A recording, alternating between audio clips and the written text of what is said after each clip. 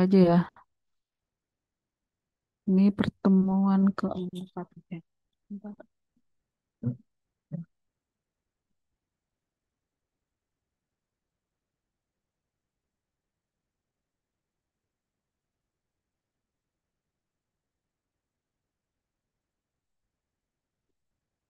Oke, kita mulai aja ya. Untuk pertemuan hari ini kita udah masuk di pertemuan keempat. Saya mohon maaf sebelumnya untuk pertemuan ketiga kemarin saya nggak sempat mengadakan kelas online. Tapi untuk materinya udah saya upload ya. Jadi nanti tugas untuk yang pertemuan tiga saya gabung di pertemuan keempat ya. Oke, di pertemuan keempat ini kita akan membahas struktur sistem operasi. Jadi mulai dari struktur yang sederhana sampai yang berlayer, kemudian ada yang namanya microkernel sampai ke virtual mesin. Oke, yang pertama struktur sederhana. Kenapa sih dikatakan struktur sederhana? Jadi sebenarnya struktur sederhana itu karena masih banyak sistem operasi yang tidak memiliki struktur yang terdefinisi dengan baik. Jadi semua komponen-komponennya itu masih bercampur. Jadi nggak ada pemisahan yang jelas antara aplikasi dan sistem operasinya. Nah, ini akan mengakibatkan apa? Yang pertama, program-program malware atau beberapa. Bentar.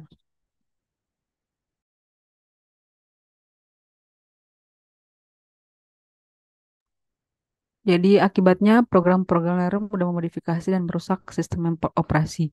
Jadi sebenarnya dari struktur sederhana ini ada modifikasi-modifikasi, kemudian muncullah sistem atau ini kita bisa lihat ya. Jadi karena dia terlalu jadi nyampur dan tidak terstruktur.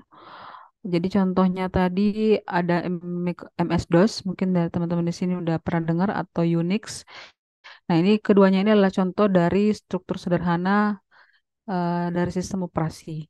Nah, program aplikasi juga kalau di struktur sederhana itu memiliki akses untuk memodifikasi bagian sistem operasi. Jadi eh, yang pertama tadi ya ada beberapa akibat. Nah, akhirnya setelah struktur sederhana ini rilis, ini rilisnya tuh pada tahun 90-an ya. Jadi masih MS-DOS mungkin udah ada yang pernah dengar ya, MS-DOS dan Unix. Nah, keduanya ini sebenarnya sangat simpel ya, tapi ya itu rawan terkena malware-malware dan dapat merusak sistem operasi. Oke, kemudian keunggulannya sebenarnya layanan dapat dilakukan sangat cepat karena terdapat di satu ruang alamat ya. Kemudian kelemahannya sangat banyak. Yang pertama pengujian dan penghilangan kesalahan sulit karena tidak dapat dipisahkan dan dilokalisasi. Kemudian sulit dalam menyediakan fasilitas pengamanan karena memang agak rawan tadi ya. Kalau untuk yang struktur sederhana ini. Kemudian eh, untuk struktur sederhana ini juga sifatnya lebih boros ya. Bila setiap komputer harus menjalankan kernel monolitik sangat besar, sementara sebenarnya tidak memerlukan seluruh layanan yang disediakan kernel. Kemudian bisa juga terkena kesalahan pemrograman dari kernel menyebabkan matinya seluruh sistem. Jadi sangat banyak ini ya. Kalau misalnya sistem MS-DOS ini, dia tuh sistem operasinya itu memang agak simpel ya, kecil. Jadi kalau teman-teman pernah mendengar MS-DOS, mungkin bisa eksplor sendiri juga ya terkait MS-DOS ini. Ada sejumlah sistem komersial yang tidak memiliki struktur yang cukup baik. Jadi contoh struktur yang sederhana yang pertama adalah MS-DOS. Nah, MS-DOS ini sistem operasinya sangat kecil, sederhana dan memiliki keterbatasan. Kemudian dirancang oleh orang-orang yang memang tidak memikirkan akan kepopularan software tersebut. Jadi software MS-DOS ini memang saat ini kan sudah tidak berkembang lagi ya, digantikan sama Windows, digantikan sama Linux, digantikan sama Mac. Jadi sudah ketinggalan gitu ya. Apalagi sekarang udah ada pakai virtual machine. Jadi MS-DOS ini udah nggak dipakai. Nah, sistem operasi tersebut terbatas pada perangkat keras, jadi sehingga tidak terbagi menjadi modul-modul. Kemudian, walaupun MS-DOS ini mempunyai beberapa struktur antar muka dan tingkatan fungsional, tidak terpisah secara baik seperti Bentar saya contohkan ya di sini untuk gambar dari struktur layer pada MS-DOS. Yang pertama di sini aplikasi program. Jadi program-program inilah yang menjalankan, jadi layer ini yang paling atas ini yang menjalankan fungsi tertentu secara langsung untuk pengguna. Jadi untuk MS-DOS itu ada 4 layer ya. Yang pertama yang atas itu application program di sini yang menjalankan aplikasi atau program-program yang ada di yang berjalan di sistem operasi. Kemudian di layer yang kedua adalah resident system program. Nah, di sini program sistem digunakan untuk memprogram perangkat lunak sistem operasi. Jadi dia sebagai eh, istilahnya yang menjalankan atau yang memprogram perangkat lunak pada sistem operasi. Kemudian yang di sini MS-DOS device driver.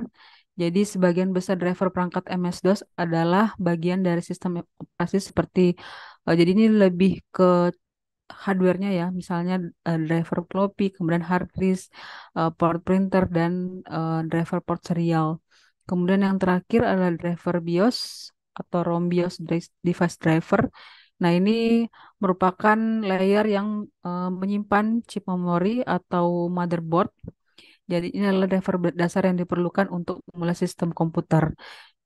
Jadi ini yang paling bawah ini yang menyimpan memori dari sistem operasi di MS-DOS. Dia ada 4 layer ya. Oke, sederhana sekali. Kemudian struktur sistem Unix yang kedua, struktur sederhana ya, yang kedua adalah sistem Unix ya. Jadi yang pertama tadi ada MS-DOS, kemudian Unix. Nah, dua ini adalah contoh dari struktur sederhana yang ada di sistem operasi. Nah, sistem operasi Unix ini atau original Unix juga terbatas pada fungsi perangkat keras dan struktur yang terbatas. Unix ini terdiri atas 2 bagian. Yang pertama kernel dan program sistem. Kalau Unix ini masih bisa berkembang, jadi dia ada modifikasi ke Linux. Jadi kalau MS-DOS itu saat ini sudah tidak ini lagi ya, sudah tidak berkembang lagi. Tapi kalau yang Unix ini dia berkembang menjadi eh, dimodifikasi ke Linux ya. Kalau Linux kan sekarang masih banyak digunakan ya. Kemudian untuk kernel ini berisi sistem file, kemudian ada penjadwalan CPU dan manajemen memori, kemudian fungsi sistem operasi lainnya. Nah, Unix ini merupakan jenis dari sistem operasi jaringan karena bisa digunakan sebagai mungkin dari teman-teman yang di sini eh, ada yang udah kerja ya. Biasanya itu di perusahaan itu ada menggunakan Windows Server dan kemudian untuk PC-nya itu memang khusus untuk penyimpanan aja gitu ya. Nah, ini biasanya digunakan Unix ini sebagai server atau workstation. Oke, kemudian struktur dari sistem Unix sendiri, yang pertama ini adalah shell and command compilers. Jadi di shell and command compiler ini yang mengcompile atau menjadi shell untuk berkomunikasi ya antara pengguna dengan sistem. Jadi di sini perintah baris, komen-komen, kemudian apa? Komen dan perintah-perintah tadi dimasukkan dan diterjemahkan untuk kernel. Kemudian yang kedua ini sistem call. Nah, kalau yang sistem call ini lapisan ini mencakup semua informasi dan komponen yang terkait dengan perangkat keras. Di sini kita bisa lihat ada input output system terminal driver, kemudian ada disk and tape driver dan di sini ada penjadwalan tadi ya, penjadwalan CPU, kemudian ada patch replacement sampai virtual memory. Nah, ini adalah aktivitas yang ada di layer yang kedua di sistem call ini. Kemudian yang ketiga ada layer kernel. Kernel ini adalah perintah dari pusat sistem operasi. Dari sini program konfigurasi memori ditugaskan. Nah, di sini ada terminal controller, kemudian di sini device controller juga, dan di kernel interface ini juga ada memory controller. Jadi ada 3 layer ya kalau untuk di Unix. Oke, nah, dari struktur sederhana, jadi di sistem operasi juga ada struktur yang berlayer. Nah, inilah modifikasi dari struktur yang sederhana tadi. Karena kita lihat ada beberapa apa kelemahan dan sangat sederhana. Jadi sistem operasi itu berkembang terus, akhirnya muncullah beberapa struktur-struktur. Yang pertama ada layer ini. Nah, sistem yang layer ini sebenarnya pendekatan pendekatan top down, semua fungsi ditentukan dan dibagi menjadi komponen-komponen. Kemudian eh, contoh dari sistem contoh dari sistem berlapis ini sebenarnya ada Unix modifikasi ya, atau bisa kita sebut dengan Linux ya. Jadi Linux itu termasuk salah satu contoh sistem berlapis di sistem operasi. Oke, kemudian untuk sistem berlapis di sini ada beberapa function ya atau lapisan dari layer ini. Menurut Tannenbaum dan Wodul di sini ada 6 lapis. Yang pertama adalah processor allocation and programming. Jadi yang lapisan 0 ini adalah mengatur alokasi prosesor, kemudian pertukaran antara proses ketika interupsi terjadi dan multiprogramming ini yang mendukung multiprogramming pada CPU. Ini kalau yang berlayer. Jadi berlayer kita bisa lihat ya, ada lebih dari 3 atau lebih dari 4 karena sampai 5 layer atau 5 lapisan. Sedangkan kalau yang sederhana kan tadi cuma 3 ya. Jadi kalau yang struktur apa yang berlapis ini dari sistem operasi itu memang dia ada tingkatan-tingkatannya lebih banyak. Nah, kemudian yang kedua, di layer yang lapisan satu ini ada memory and RAM management. Nah, di sini itu sebenarnya untuk apa? Untuk mengalokasikan ruang untuk proses di memori utama. Jadi di sini fungsinya untuk menahan bagian proses ketika tidak ada ruang di memori utama. Ini lebih banyak ke manajemen memorinya ya. Kalau yang lapisan satu ini. Kemudian di lapisan kedua ada operator proses communication. Lapisan kedua ini menangani komunikasi antara masing-masing proses dan operator konsol, dan ini lebih prosesnya lebih efektif yang memiliki operator konsol sendiri. Kemudian yang ketiga, mengatur peranti dan menampung informasi yang mengalir dari dan ke proses tersebut. Jadi dia manage input-output management ya. Dia memanage input-output management dari struktur yang berlapis ini. Kemudian yang keempat, user program. Yang lapisan keempat ini tempat program pengguna atau pengguna tidak perlu memikirkan tentang proses ya. Jadi di sini program-program yang sudah running di eh, user di di sistem operasinya si user. Kemudian lapisan yang kelima merupakan operator sistem. Jadi dia yang menjadi operator antara pengguna dengan sistem operasi. Oke, ini ada 6 lapis ya kalau yang sistem berlapis menurut Tannenbaum dan Wodul. Kemudian kita lihat lagi menurut Stelling ada ternyata ada 13 lapisan. Nah, ini lebih banyak lagi. Jadi ada beberapa lapisan di sini. Yang pertama sirkuit elektronik sampai kepada sel. Nah, sel ini adalah user programmingnya atau environment dari sistem operasinya. Nah, di sini penjelasannya lapisan pertama berisi berbagai sirkuit elektronik, misalnya register, memory cell, dan logic gate. Kemudian untuk yang kedua ini adalah instruksi prosesor, dan yang ketiga ini adalah prosedur-prosedur atau yang menjadi call stack atau yang menjadi apa tampilan tadi ya untuk konsep seperti prosedur atau subroutine maupun fungsi yang mengatur nilai tertentu. Kemudian sampai ke interface-nya. Nah, shell ini sebagai interface atau tampilan terakhir di pengguna atau di end user-nya yang menjadi pengguna dari sistem operasi. Oke, kemudian kalau kita simpulkan ya, sebenarnya sistem berlayer ini ada 4 bagian. Yang pertama perangkat keras. Perangkat kerasnya ini lebih menghubungkan kepada perancangan sistem. Lapisan ini mencakup lapisan 0 dan 1 menurut Tannenbaum dan level 1 sampai dengan level 4 menurut Stellings. Jadi eh, di bagian 1 sampai nah ini dari sini sampai 4 itu adalah wilayahnya hardware. Kalau yang di apa Tannenbaum ya. Kalau untuk yang di 0 dan 1 ya, sorry 0 dan 1. 0 dan 1 berarti processor allocation and multiprogramming sampai memory and RAM management ini adalah manajemen hardware. Kemudian level 1 sampai dengan level 4 itu di sistem berlapisnya scaling itu dari sirkuit elektronik sampai ke interupsi. Nah, ini adalah manajemen hardware di sistem operasi untuk struktur yang berlapis. Kemudian yang kedua, sistem operasi ini berhubungan kepada programmer. Jadi lapisan ini mencakup lapisan 2 menurut Tannenbaum dan level 5 sampai dengan level 7 menurut Stellings. Kita yang Stellings 5 dan 7 ya. Jadi di sini ada proses primitif sampai memori virtual. Nah, ini yang menangani program-program yang ada di sistem operasi. Kemudian yang ketiga kelengkapan lebih berhubungan juga kepada programmer. Dan yang keempat adalah program aplikasi lebih berhubungan kepada pengguna aplikasi komputer. Jadi yang keempat ini sebentar, yang keempat ini level 12 dan 13 berarti lebih ke ini ya, penggunaan dari aplikasi yang berjalan di sistem operasi. Jadi di sini ada proses pengguna dengan shell.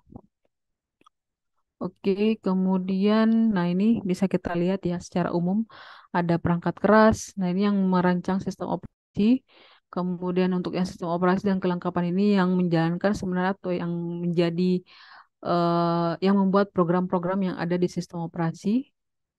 Kemudian yang terakhir ini ruang lingkupnya untuk si end user atau pengguna. Jadi di sini yang apa aplikasi-aplikasi atau program-program yang ada di sistem operasi itu berjalan ada di sini. Oke, jadi tadi untuk yang sistem berlapis ya, jadi ada beberapa pendapat. Ada Tanema cuman ada berapa tadi? 5, 6 ya. Kalau yang Starlink ada sekitar 13 ya. Tapi sebenarnya memang yang berlapis ini lebih banyak karena memang strukturnya lebih dimodifikasi dan memang sudah mencakup keseluruhan sistem operasi mulai dari layer yang pertama itu untuk hardware, kemudian untuk programmer. Jadi semua apa sebelum digunakan oleh end user atau pengguna akhir itu semuanya diprogram dulu di layer yang tadi itu yang kedua dan ketiga. Kemudian di lapisan yang terakhir, nah yang menjalankan ya adalah si pengguna akhir atau kalian yang menggunakan aplikasi-aplikasi di sistem operasi. Jadi itu yang terakhir ya, yang paling atas. Oke, untuk keuntungannya sendiri, kalau sistem berlapis ini mempermudah debug dan verifikasi sistem. Lapisan pertama bisa didebug tanpa mengganggu sistem yang lain. Kemudian kesulitannya hanya bisa menggunakan lapisan di bawahnya, tidak efisien dibandingkan dengan tipe yang lain.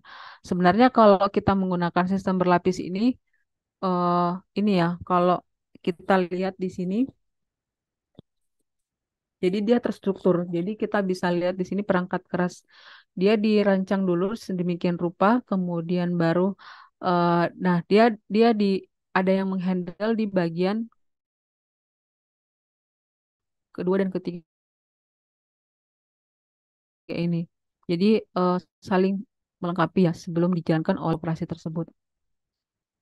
Jadi mempermudah debug dan verifikasi sistemnya. Kemudian, nah mikrokernel. Kalau mikrokernel ini sebenarnya juga salah satu model jaringan yang ada di sistem operasi dan ini juga gunanya mendukung fasilitas komunikasi antara program klien dan bermacam-macam layanan yang juga berjalan di user space.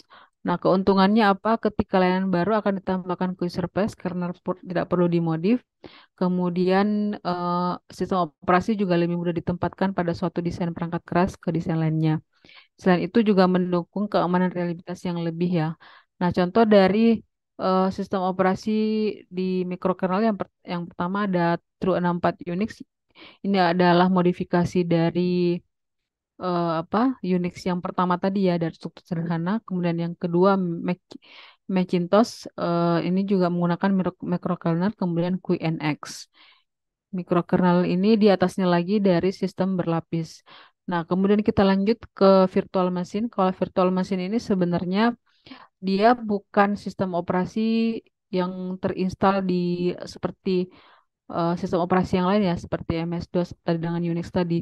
Tapi virtual machine ini sebuah perangkat lunak yang bekerja dalam sistem operasi komputer yang berfungsi sebagai komputer berbasis perangkat lunak. Jadi dia tidak apa ya, tidak terinstal seperti MS-DOS tadi dengan apa Unix tadi ya.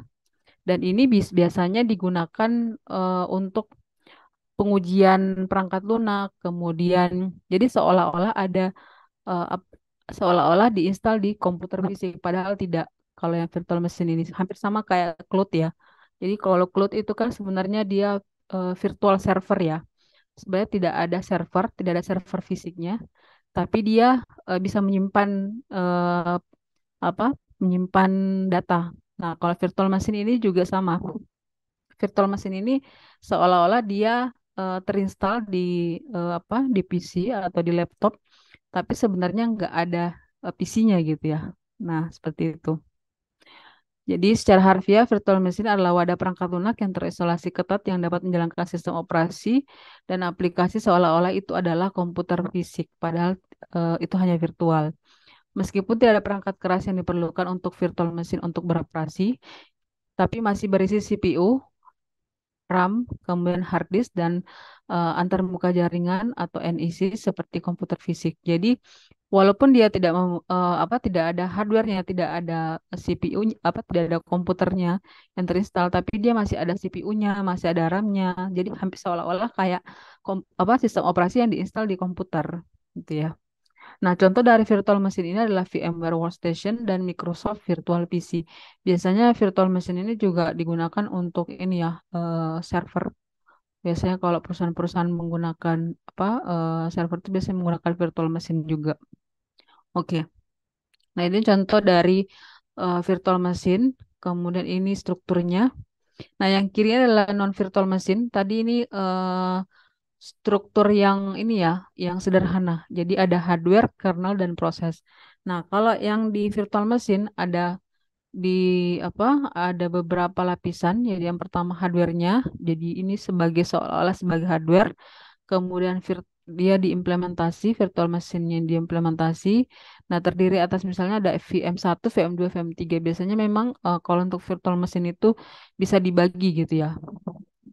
Karena memang jadi dari satu seperti ini tuh bisa dibagi ke beberapa VM gitu. Nah, kemudian di atasnya proses-prosesnya. Tapi tetap ada kernel sebagai penghubung antara VM dengan proses yang berjalan di sistem operasinya ya. Oke, keuntungan dari virtual machine sebenarnya yang pertama keamanannya. Jadi keamanan virtual system lebih bagus. Nah, karena VM ini mempunyai perlindungan lengkap pada berbagai sistem sumber daya. Kemudian tidak ada pembagian sumber daya secara langsung, kemudian pembagian disk mini dan jaringan diimplementasikan pada perangkat lunak. Jadi sebenarnya dia resource-nya nggak terlalu banyak kalau VM ini. Kemudian VM system adalah kendaraan sempurna untuk penelitian dan pengembangan sistem operasi. Jadi biasanya digunakan untuk pengujian-pengujian kayak pengujian jaringan itu biasanya menggunakan VM. Jadi pengujian perangkat lunak karena seolah-olah seolah-olah kita ada di sistem operasi di suatu komputer, tapi ternyata enggak tuh. Jadi biasanya digunakan. Nah, untuk virtual machine ini juga berjalan bisa di beberapa sistem operasi, bisa digunakan Windows, bisa digunakan eh, apa Linux gitu ya. Kalau menggunakan virtual server ini. Oke, jadi hampir sama kayak komputer fisik, cuman memang dia eh, tidak seperti MS-DOS atau sistem operasi yang berlayer tadi ya. Kemudian biasanya digunakan untuk pengujian dan pengembangan perangkat lunak, kemudian konsolidasi server. Jadi biasanya memang kalau virtual machine ini karena memang dia bisa dijadikan beberapa beberapa sistem operasi, makanya dia sering dijadikan sebagai simulasi jaringan misalnya. Kemudian bisa juga untuk pemulihan dan restorasi untuk kalau untuk yang virtual mesinnya. Kemudian untuk macam-macam virtual machine sebenarnya ada banyak ya. Ada pertama ada desktopnya. Jadi desktop virtual machine jenis VM ini dirancang untuk menjalankan sistem operasi lengkap seperti Windows, kemudian Mac atau Linux dalam sistem operasi lain. Nah, kalau desktop virtual machine ini bisa dijalankan dijalankan untuk beberapa sistem operasi seperti tadi yang saya udah jelaskan, Windows, Mac, sama Linux. Kemudian ada lagi server virtual machine. Kalau server virtual machine tadi seolah-olah kayak ada server yang menyimpan data. Hampir sama kayak cloud ya. Jadi kalau misalnya teman-teman di sini pernah dengar cloud atau udah pakai cloud ya itu hampir sama juga sebenarnya kalau untuk virtual machine tadi ya. Nah, contoh untuk virtual machine terbaik biasanya eh, rekomendasinya ada VMware. Itu salah satu contoh virtual machine yang banyak digunakan ya. Nah, kemudian untuk kerugian dari virtual machine ini sulit diimplementasikan karena banyak syarat yang dibutuhkan untuk menyediakan duplikat yang tepat dari underlying machine. Jadi biasanya kalau misalnya kita mau menduplikasi beberapa VM itu agak banyak syaratnya gitu ya. Kemudian harus punya virtual user mode dan virtual monitor mode yang keduanya berjalan di physical mode. Jadi pada saat kita melakukan implementasi atau instalasi VM ini, jadi dia harus ada dua physical mode tadi. Jadi ada virtual user dan virtual monitor. Kemudian saat instruksi yang hanya membutuhkan virtual mode dijalankan, register berubah dan bisa berefek pada virtual user mode, bahkan bisa merestart VM. Nah, kalau misalnya kita udah merestart VM, yang akan berpengaruh dari banyak ini ya, banyak data misalnya ya. Kemudian ada beberapa sistem mungkin yang berjalan di VM tadi bisa mati gitu. Kemudian waktu yang dibutuhkan input output bisa lebih cepat karena ada spooling, tapi bisa lebih lambat karena ada diinterpreted. Oke, keuntungan dan kerugian konsep mesin virtual juga yang pertama konsep mesin virtual menyediakan proteksi yang lengkap. Jadi untuk sumber daya sistem sehingga masing-masing mesin virtual ini dipisahkan dari mesin virtual yang lain. Jadi bisa lebih aman juga, lebih protect. Kemudian sistem mesin virtual ini juga bisa digunakan untuk riset ya dan pengembangan sistem operasi karena memang pengembangan sistem ini dikerjakan pada mesin virtual jadi tidak mengganggu operasi sistem yang normal karena dia berjalan sendiri gitu ya. Dan kalau misalnya ada 3 VM dan masing-masing VM itu beda sistem operasi itu juga nggak ada masalah gitu. Kemudian konsep mesin virtual sangat sulit untuk mengimplementasikan kebutuhan dan duplikasi yang tepat pada mesin yang sebenarnya. Jadi kalau kita menggunakan virtual mesin juga sebenarnya ada beberapa implementasinya itu yang sulit dilakukan ketika kita menggunakan sistem operasi yang terinstal di hardware beneran gitu di fisik. Jadi ada beberapa kelemahannya juga ya dari menggunakan virtual mesin. Oke, ada yang mau ditanyakan? Nanti saya lampirkan juga buku yang ini ya, buku dari apa terkait virtual machine, kemudian dari sistem berlapis dan microkernel. Ada yang bertanyakan sampai sini?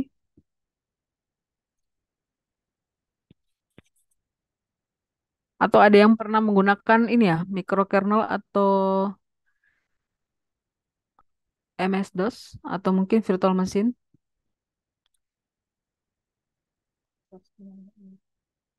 Izin Bu, bertanya Iya, Bu. monggo monggo. Silakan. Iya, saya pernah menggunakan itu apa virtual mas Mm-mm. machine ya. Iya. Itu kenapa ya di laptop saya rasanya berat banget? Apakah harus mempunyai spesifikasi khusus atau bagaimana itu Bu? Oke, laptopnya apa? Laptopnya masih jadul Bu, Core i3. Oh iya, pantesan. Jadi virtual machine ini sebenarnya memang ada PC khusus ya. Jadi itu kayak apa? Kayak semacam server ya, Mas. Kalau misalnya kita menggunakan virtual machine ini bisa satu CPU aja, kemudian diinstal di beberapa apa? Laptop gitu atau PC ya. Tapi memang dari segi spesifikasi juga harus mumpuni gitu. Jadi memang dari spek kalau misalnya Core i3 memang agak kesusahan kalau kita install untuk virtual mesin ini, Mas. Sebenarnya kebutuhan apa? Kebutuhan pekerjaan ya? Waktu itu pas tugas SMK Bu, udah Hmm, lama itu. memang agak susah. Jadi kalau ini tuh sebenarnya core-nya 32 kalau yang virtual mesin ini. Prosesornya juga 2,3. AMD-nya juga menggunakan EPYC 752P prosesor. Jadi memang ada ini spesifikasi khususnya ya Mas ya. Kalau untuk yang virtual machine ini. Oke siap Bu, terima kasih Iya, informasinya. sama-sama. Heeh. Nah, kemarin pakai virtual machine-nya pakai apa? Software-nya? VMware atau apa? Kemarin virtual mesinnya pakai itu yang Microsoft Virtual PC. Oh, Microsoft Virtual PC. Oke, oke. Iya, iya. Ya lumayan sih, lumayan berat memang Mas. Mm. Biasanya juga direkomendasikan pakai produknya AWS juga sih. Produk AWS itu kan juga termasuk salah satu ini ya, virtual machine yang bagus.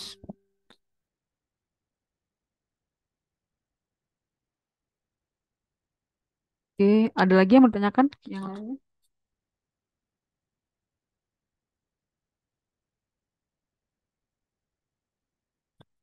ChatGPT. Hendi Rahmawan Bu nanya Bu kalau ChatGPT itu menggunakan apa ya Bu sebagai platformnya?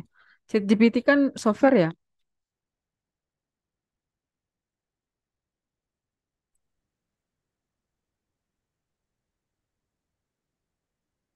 Kalau Iya ChatGPT betul itu, itu ChatGPT semacam software AI iya gitu ya. software.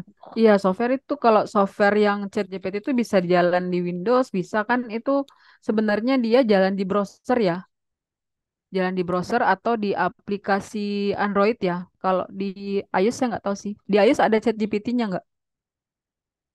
Ada Bu ada. Ada ya. Jadi kalau ChatGPT itu sebenarnya software yang berjalan di browser. Jadi dia di terakhir.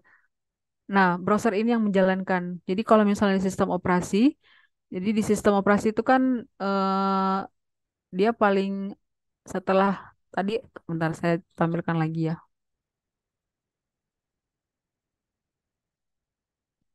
Kita masuk di ini ya, sistem yang berlapis.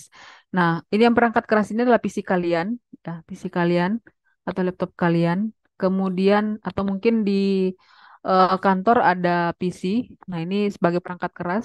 Kemudian sistem operasi sama kelengkapan ini sistem operasi yang berjalan di laptopnya kalian, misalnya Windows ini. Kemudian program aplikasi kalau misalnya di ChatGPT kan dia berjalan di mana? Di browser ya, kalau di Windows itu. Nah, di atasnya lagi program aplikasi itu barulah ChatGPT tadi. Di program aplikasi ini kan ada browser. Browser lah yang menjalankan ChatGPT tadi gitu ya Mas ya. Jadi ChatGPT itu kan ada yang berbasis web, kemudian ada juga yang berbasis Android atau berbasis iOS. Nah, kalau misalnya kita lihat di sistem operasi secara yang tadi ini, yang umum ini, nah dia ada di sini, runningnya di sini, dibantu oleh browser tadi, misalnya pakai Chrome atau Mozilla. Ini kalau dia menggunakan sistem operasi yang ada di laptop atau di PC ya. Itu ya Mas Fendi, gimana? Ada yang lagi mau ditanyakan? Jadi ChatGPT itu adalah software ya. Yang ditanyakan apanya ini Mas? Jalannya di mana atau gimana?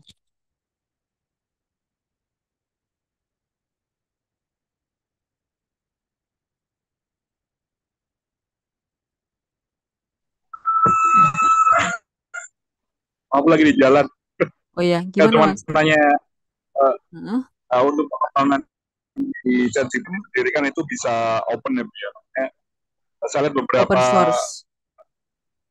Open source atau gimana platform maksudnya? tentang Iya, multi platform kalau ChatGPT itu ya ya. jadi kayak multi platform Bu ya. Iya, kalau ChatGPT itu Kalau sebenarnya kan dia misalkan kan kita pengen ngomongin sendiri, kenapa? ya Bu. Terus, Nah, kalau ChatGPT itu sebenarnya kan saya nggak tahu ya kalau ChatGPT secara internalnya itu dia punya apa? Dia berjalan di cloud atau memang dia berjalan apa?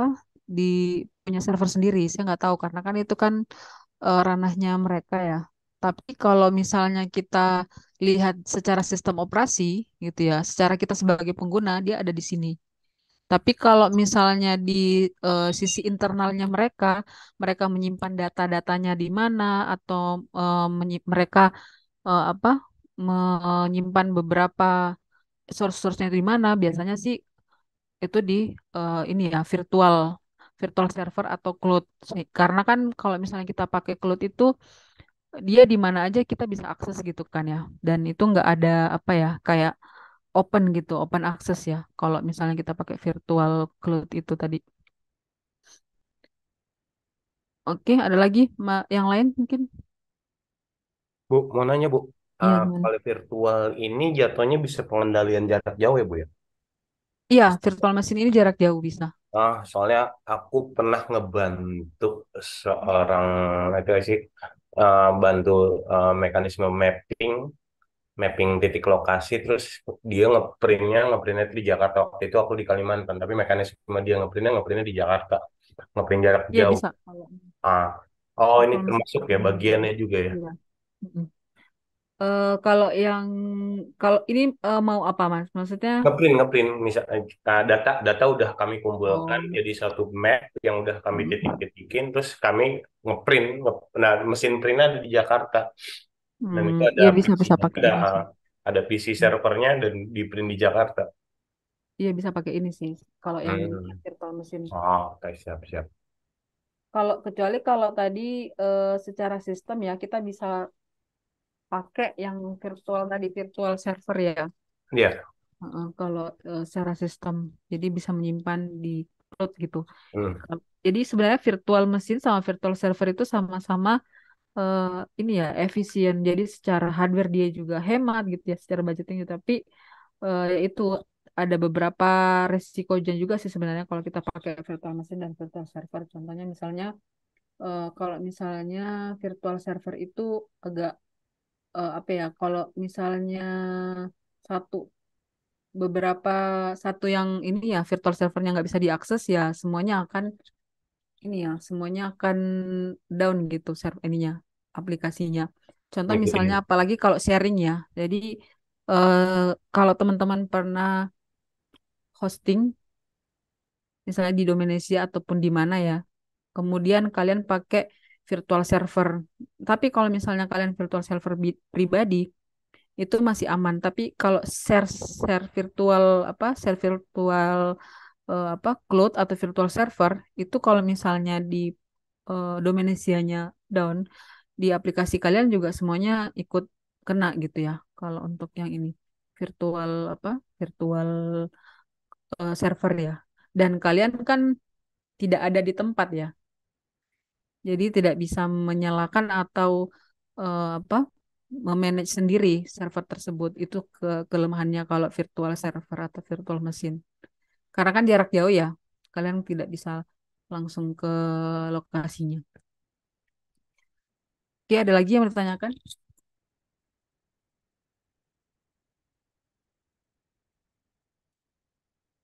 Ya, nggak apa-apa, Rahul Sofi. Tadi siapa yang nanya ya, yang di Kalimantan Print itu? Aku Bu, Siapa nih tadi? Rahardian Bu. Pada Ardian. Oke, kerja di mana, Mas? Dulu dulu sini Oh, tahun dulu. 2007-an di itu sih di NGO Bu. Apa tuh, perusahaan apa? NGO ini waktu itu ada Greenpeace Bu. Dan Eko di bagian mappingnya, Oh pemetaan iya. dan itu Pakai apa, Mas? Pakai apa untuk virtual ini mesinnya? Azure, aku ya? lupa. Iya, Azure. antara itu karena waktu itu apa komputer servernya di Jakarta itu lumayan gede juga sih. Ada dua, jadi kita pakai dua tiga server untuk naruh cloudnya, naruh datanya sampai mekanisme buat nyeting ngeprint langsung. Berarti dari Jakarta ini hostnya ya? Hostnya di Jakarta. Oh iya. Iya, biasanya sih pakai itu ya Microsoft yang Azure, Windows Azure itu ya. Biasanya Iya, kalau perusahaan-perusahaan besar itu menggunakan Windows Azure kalau untuk nah, ini. Kalau untuk apa? Virtual mesinnya. karena Oh, itu. pakai AWS ya. AWS itu juga bagus. Jadi ada beberapa vendor memang yang udah menyediakan virtual mesin ini dan yang mereka yang kelola. Ada juga sebenarnya vendor yang mempercayakan ada sebenarnya ada perusahaan-perusahaan memang mempercayakan langsung ke vendornya ya. Misalnya perusahaannya Rahardian tadi Ya. menyewa virtual mesin plus resource-nya gitu misalnya ya. Iya. Jadi dia yang memaintain apa apa tadi virtual mesinnya. Ya, virtual mesinnya Ya, dulu. jadi kalau misalnya supportnya apa seperti apa. Tapi ada juga yang memang virtual server atau virtual cloud-nya itu dipegang oleh internal sendiri. Contoh Ya, misalnya, nah itu kadang ada kelemahannya di situ ya, karena kan ada beberapa orang yang tidak kompeten untuk memaintain virtual mesin atau virtual cloud itu sendiri. Makanya tuh kadang kita menggunakan apa SDM yang memang sudah certified gitu ya, ya. yang ada sertifikasinya. Misalnya nih Rahardian mau fokus ke AWS gitu ya, AWS certified. Nah, nantinya kalau misalnya Rahardian apa ada kesempatan gitu ya kerja, kemudian vendornya itu apa perusahaannya itu menggunakan AWS ataupun Azure yang biasanya lebih merekomendasikan yang memang udah certified certified itu tadi, certified practitioner gitu ya namanya ya. Ya. Mm-mm. Karena tahun 2007-an itu memang masih agak jarang mekanisme seperti itu, Bu. Nah, iya memang masih dulu tuh ya masih Windows Server itu ya masih apa Iya, masih server yang nah, fisik di fisik, masih fisik juga. masih fisik di perusahaan gitu masih ini. Ya, Nah, kalau sekarang apalagi kan sekarang banyak perusahaan di Jakarta yang mungkin ada di Kalimantan, ada di Sumatera. Nah, mereka tuh pasti pengen apa ya dikelola di satu ini terpusat gitu kan. ya, Makanya dia menggunakan virtual mesin tadi untuk mengontrol jadi satu host gitu. Jadi terpusat di satu kota atau satu misalnya di iya. Jakarta gitu ya. Dibuat keamanan mereka juga Ya, akhirnya. keamanan juga. Karena kan kalau misalnya di pusat mungkin ada ininya ya, ada yang mengelola gitu ya. Betul. Apalagi secara SDM mungkin lebih ini lebih apa? Lebih lengkap di pusatnya gitu. Ya, Oke, ada lagi dari yang lain mungkin. Jadi teman-teman kalau misalnya di sini ada yang mau fokus ke ini ya, fokus ke sebagai yang tadi itu AWS ataupun apa Azure gitu ya. Kalian cari mulai dari sekarang mungkin yang belum bekerja ya. Atau mungkin yang udah bekerja terus mau switch karir, kalau memang ada yang mau fokus ke infrastruktur ataupun ke apa lebih ke sistem operasi ini, sistem support ataupun IT support, silakan cari sertifikasi-sertifikasi yang memang mendukung beberapa virtual machine. Karena memang sekarang kan zamannya ya. Jadi misalnya kalau misalnya Rahardian ataupun siapa tadi Fendi, terus tadi yang bertanyain siapa yang pertama itu, kalau misalnya kalian mau apa fokus ke ini sistem operasi atau IT support ataupun di virtual machine, kalian coba cari-cari untuk sertifikasinya ya. Biasanya ada yang gratis dari Kominfo, itu memang khusus ini ya, dari Kominfo langsung, dia itu gratis. Kalau misalnya kalian mau langsung ke AWS-nya ataupun Azure-nya biasanya berbayar dan lebih mahal. Oke, ada yang mau tanyakan lagi?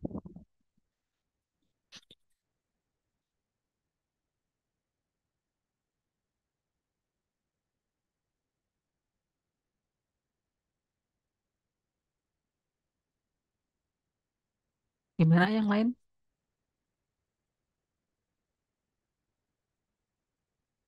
Oke, kalau nggak ada langsung aja dia ke latihan.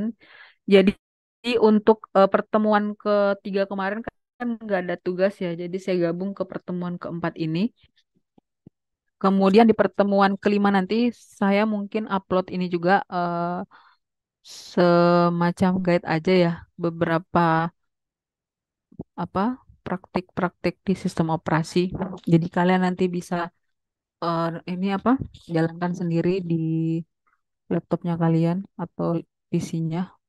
Nah, untuk yang pertemuan keempat dan ketiga latihannya ini ya. Jadi silakan nanti saya upload di study juga ada 1 sampai 6. Deadline-nya kita set aja sampai minggu depan ya karena semuanya teori kok dan ada di buku yang nanti saya upload juga. Kalian sering baca library nggak? Library-nya Ahmad Dahlan. Ada Jarang Bu, aksesnya nggak? Jarang ya. jarang, Bu. Karena memang ada Kenapa? beberapa Jarang. buku yang belum terlalu lengkap ketika kita cari, Bu. Jadi Oh, kan iya iya. Ada beberapa buku di apa di library itu kalian bisa baca juga ya yang punyanya Zaid Romegar Meir sama nanti saya kirim aja di ini ya di grup ya Ya, Bu. sama sistem operasi dengan hubungannya dengan sistem informasi. Kalau Kalian bisa di Pusnas baca-baca. ada nggak, Bu?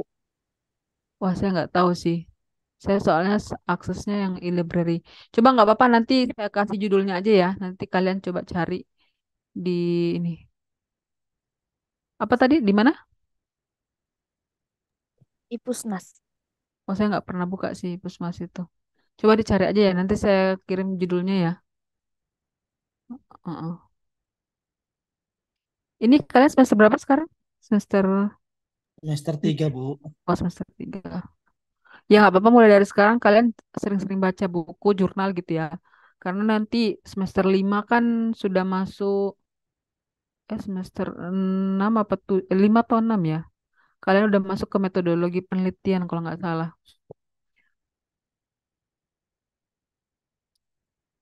Jadi harus banyak-banyak baca ini ya, beberapa jurnal ataupun buku. Oke, ada yang bertanyakan lagi? Saya absen dulu ya. Ibu izin nanya, Bu. Iya, Singkat sama. aja. Tadi Heeh, saya dengar yang soal mikrokernel tuh sambil di luar rumah soalnya. Itu kenapa? mikrokernel tuh kayak apa kayak punya si Linux gitu ya? Tapi Iya, saya bingung aplikasinya ke mana. Apakah dia lebih tepat ke IoT itu ya atau gimana? Untuk apanya perangkatnya. nih? Contoh aplikasinya atau gimana? Iya, contoh Jadi aplikasinya atau gimana? mikrokernel ini sebenarnya perangkat lunak ya yang jalan di sistem operasi. Kalau contohnya sendiri tadi seperti ini Mac apa? Mac iOS, Mac apa punyanya Mac itu. Sebentar, saya coba ini lagi. macOS ya, Bu. Oh, tapi bukan Mac OS-nya langsung ada ininya. Bentar. Versi Jadi kecil dia ya, Bu. semacam ini ya, semacam perangkat lunak. Jadi perangkat lunak yang jalan di sistem operasi. Hmm, Kalau mikrokernel ini. dia ini maaf, Bu, saya kepikiran apakah sama-sama kayak registry kayak Windows gitu ya? Apa? Sama kayak registrinya Windows gitu apa enggak? Registrinya Windows ini maksudnya gimana?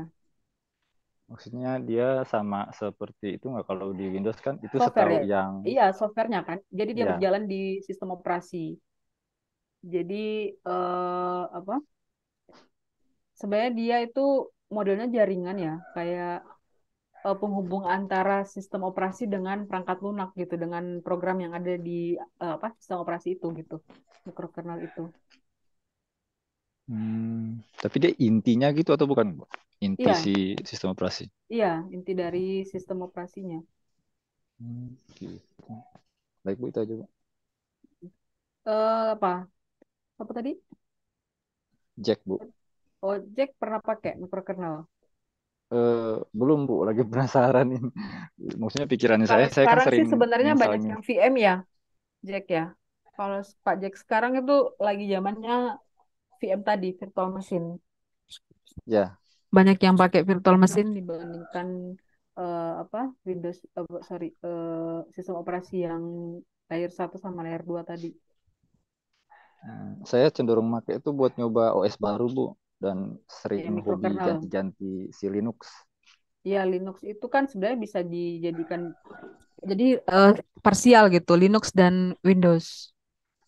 Udah pernah nyoba Udah, udah jadi partisi. OS-nya pakai Windows yang 11, VM-nya saya pakai si Linux.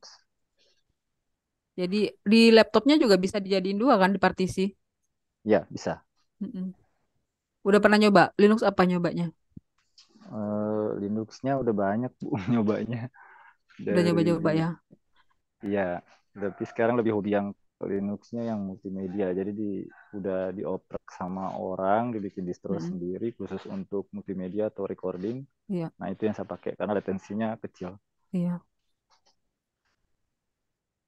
Itu aja, Bu. Lagi penasaran Oke. itu soalnya.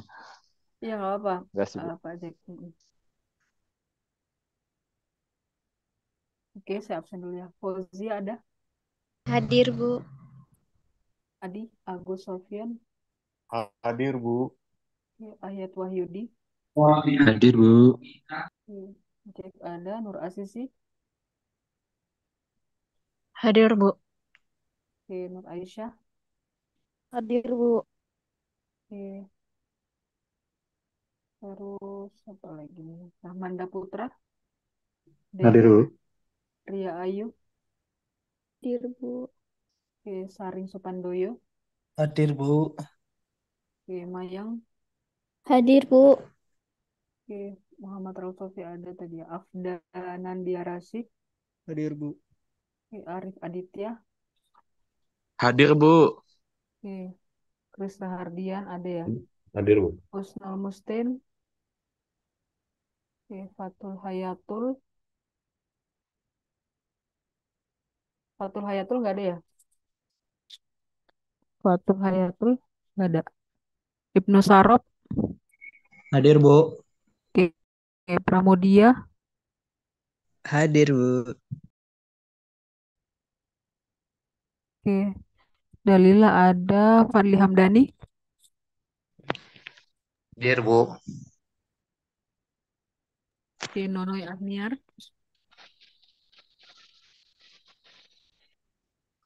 Nonoy Ahniar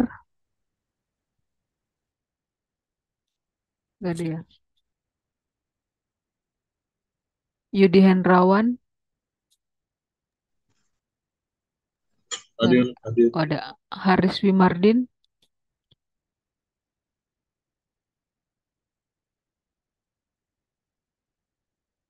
Haris Wimardin ada.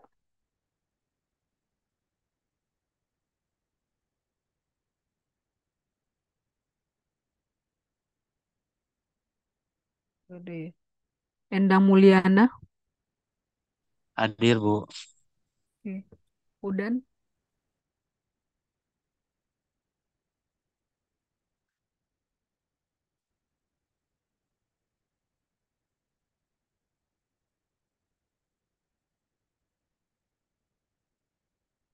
Udan nggak ada ya.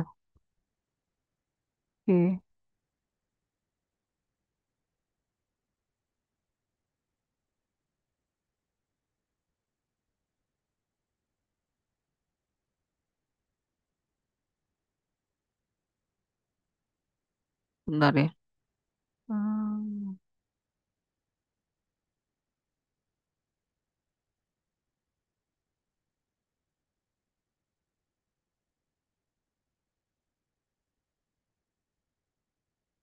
Oke, nggak ada lagi yang bertanyakan ya.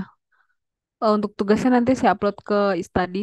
Kalau ada yang mau ditanyakan, nanti bisa di grup juga atau japri saya. Oke, terima kasih atas kehadirannya. Kalau ada yang mau ditanyakan nggak apa-apa, silakan japri ya. Sekian, Assalamualaikum warahmatullahi wabarakatuh. Waalaikumsalam Waalaikumsalam warahmatullahi warahmatullahi wabarakatuh. wabarakatuh. Waalaikumsalam. Terima kasih, Bu. Selamat malam Bu. ya. Bu. Yuk. Ah, ngerjain di atas.